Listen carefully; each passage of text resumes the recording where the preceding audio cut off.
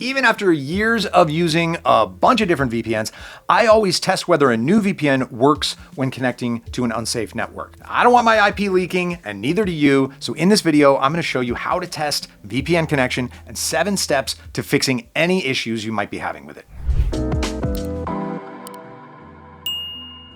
So the most common VPN issue is easily IP leaking. So let me show you how to test VPN apps for IP leaks. So let's say I'm wiring up a VPN disappointment like VPN. My next step would be to go to a website like ipleak.net. On this page, I can see what my current IP address looks like for any third party. Now, I'll just remember this IP address, disable my failure of a VPN, and reload the page. Yep, still the same IP address, because this actually is my real IP address. Predictably, VPN didn't do anything to hide it, which just means that VPN's not working at all. This website should always show a different IP address once you're connected to a VPN, since IP masking is the VPN's main priority. Honestly, if you want to avoid connection issues like this, step 0 is to invest in a good one. A VPN, that is. So I've been using industry-proven providers like NordVPN and Surfshark for ages, and they've just been working great. So if you want to skip all the troubleshooting and just get a VPN that works, just check the link in the description, and it's also going to grant you an exclusive YouTube discount. Now, that said, after you test VPN connection, you can still use the following 7 steps to ensure the IP leak or any other issue is gone. So first of all, you should always check for updates of your VPN apps, because if there are any problems with the app, devs are guaranteed to fix them soon. Really.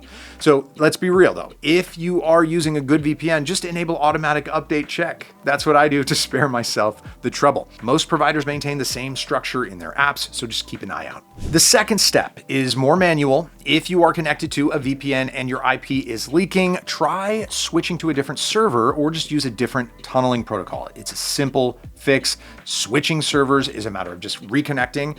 Now, as for tunneling protocols, most modern VPNs provide a choice of either OpenVPN or WireGuard, plus older options like IKEv2.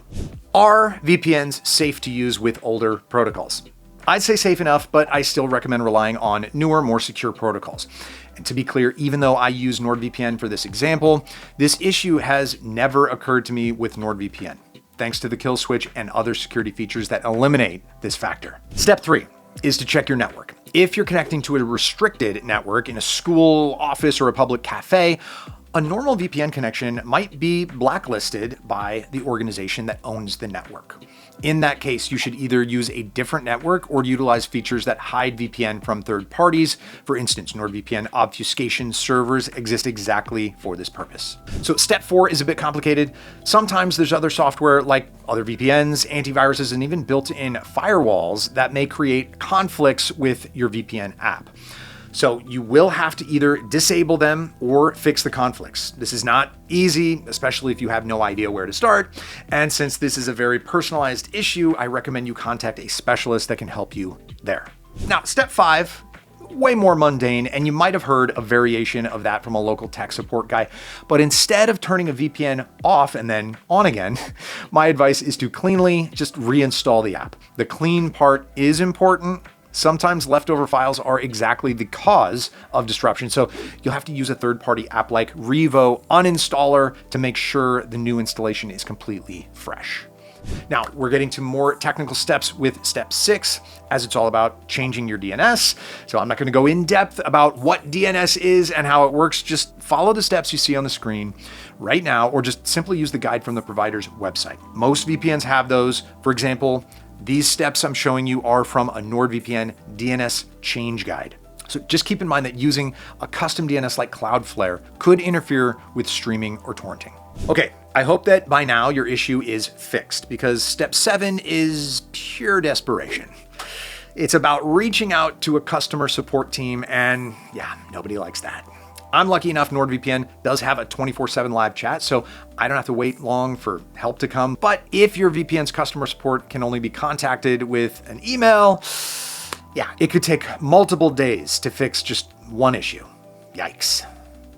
So as you might have noticed, these 7 steps by itself are a pain to do. So instead, I recommend pivoting back to the step 0 that I mentioned in the beginning, with a strong VPN like NordVPN or Surfshark, you're not going to have to deal with IP leaks at all. Besides, both come with thousands of servers and some of the fastest performance on the market. So it's just more than enough to have top of the line streaming and torrenting experience, at least in my experience. But of course, I'm not easily swayed by raw numbers alone.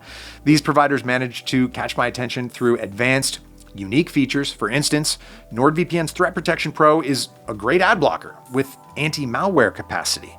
And MeshNet is a powerful replacement for apps like Hamachi or Radmin, providing me with encrypted LAN connections. Even that kind of pales in comparison to Surfshark though, since this is the only VPN I've encountered to offer a built-in antivirus. Plus, it's been officially recognized by independent researchers as a proper anti-malware solution. So if you'd like to try these providers for yourself and see if you find features that make them worthwhile to you, just check the link in the description or these QR codes. All deals there contain exclusive YouTube discounts, so you're gonna save money as well. So now that you know which VPN to use, and yeah, what steps to follow to avoid VPN connection issues such as IP leaks, let me know if you have any more questions. Additionally, you can learn more about top VPN providers and which VPN is best for you in this video. So just click on the screen and watch it. And hey, thanks for finishing this video as well. And I hope to see you soon. Okay, bye.